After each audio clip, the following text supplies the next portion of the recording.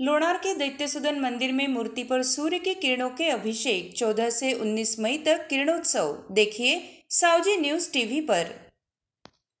वैज्ञानिक महत्व के साथ आध्यात्मिक महत्व वाले लोनार में स्थापत्य कला का अद्भुत उदाहरण दैत्यसुदन मंदिर में भगवान विष्णु के मस्तक यानी दैत्यसुदन के सिर का 14 मई से 19 मई तक सूर्य किरणों से अभिषेक किया जा रहा है। इस साल रामनवमी के दिन अयोध्या में रामलला की मूर्ति का सूर्य की किरणों से अभिषेक किया गया। इसी तरह लोनार के मंदिर में भी हर साल मई महीने में 5 दिनों तक विष्णु प्रतिमा का सूर्य की किरणों से अभिषेक किया जाता है। लोनार ग्राम मानव संस्कृति में रुचि और आस्था का स्थान है। लोनार झील का निर्माण उल्का पिंड के कारण हुआ था। इसी प्रकार मानव संस्कृति का भी यही विकास हुआ, इसलिए यहाँ के मंदिर में सूर्य की किरणों का उत्सव महत्वपूर्ण है। दैत्यसुदन मंदिर एक प्राचीन लेकिन उतनी ही सुंदर कृति है। 1878 में ये मंदिर असल में दूसरी बार दुनिया के सामने आया। प्रारंभ में यह मिट्टी के एक टीले के नीचे दबा हुआ था। फिर इस मंदिर की विशेषता इसकी कलात्मकता है। मंदिर की दीवारों पर बनी मूर्तियां धार्मिक पौराणिक संदर्भ को दर्शाती है। मूल निर्माण की हेमाड़पंथी शैली अत्यंत सुंदर एवं मनमोहक है। बाहर से देखने पर यह मंदिर एक अनियमित तारे जैसा दिखता है। मंदिर परिसर विशाल एवं पक्का है। 2 दिन पर्यटकों के लिए मौका। शून्य छाया वाले दिनों में जब सूर्य सिर पर होता है, सुबह 11:10 से 11:30 बजे के बीच सूर्य की किरणें सीधे मंदिर में विष्णु की मूर्ति पर पड़ती है। किरणोत्सव 5 दिनों तक मनाया जाता है। मई माह में इस मंदिर में सूर्य की किरणों का अभिषेक अध्यात्म और विज्ञान को मिलाने वाली घटना है। इस मंदिर में वास्तुकला और खगोल विज्ञान के संयोजन के कारण हर साल यह किरणोत्सव 5 दिनों तक मनाया जाता है।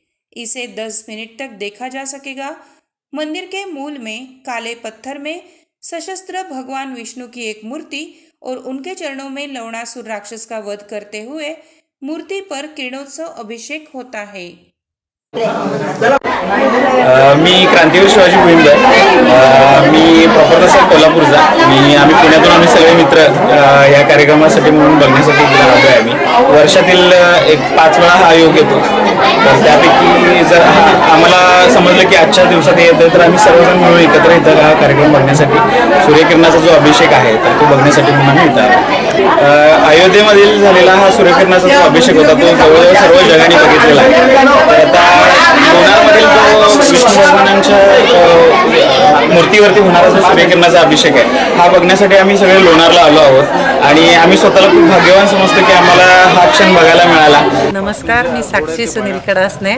आज लोणार येथे बुलढाणा जिल्ह्यात लोणार हे अतिशय हेमाडपंथी मंदिर आहे इथे विष्णुदेवाचं, आणि जे साक्षात 22 जानेवारीला रामलल्ला अयोध्या येथे आले तसे इथं आज विष्णू मंदिरात त्यांचे साक्षात सूर्यकिरण डोक्यावर पडवून पूर्ण चरणापर्यंत त्यांचा तो सूर्यनारायणाचा जो शेप पडतो, आपला हस्तक्षेप म्हणू शकतो किंवा आपला ध्वनिक्षेप, तो इतका सुंदर आणि इतका छान वाटला आणि आम्हाला त्या याचं ते दर्शन झालं। त्याच्यामुळे आम्ही खूप आनंदी आणि खूप समाधानकारक दर्शन झाल्यामुळे खूप प्रसन्न वाटतं। या मंदिरात निघावंसंच वाटत नाही आहे आणि खूप सुंदर असा आल्हाददायक क्षण हा अक्षरशः आमच्या डोळ्या चर्मचक्षूमध्ये आणि याच्यात आम्ही छान टिपून ठेवलेला आहे आणि तसं आपणही सगळ्यांनी पाहिलेलाच येतो। आता आपण लोणार सरोवराच्या अगदी एक किलोमीटर अंतरावर असलेल्या मोठ्या मारुतीच्या देवस्थानात आलेलो आहे। या ठिकाणचं वैशिष्ट्य असं आहे की या मंदिरात आपल्याला हनुमंताची अशा झोपलेल्या स्वरूपात मूर्ती इथं पाहावयास मिळते आहे। आणि या मूर्तीचं वैशिष्ट्य जे आपण बघतो आहे की मूर्ती जी आहे ती अशी झोपलेल्या अवस्थेत असताना डाव्या पायाखाली त्यांनी शनिदेवाची एक छोटीशी मूर्ती त्या ठिकाणी दिसत आहे आणि त्याचसोबत एक स्त्रीच्या प्रतिकृतीक एक प्रतिमासुद्धा त्याच्याच बाजूला आपल्याला पाहावयास मिळत आहे।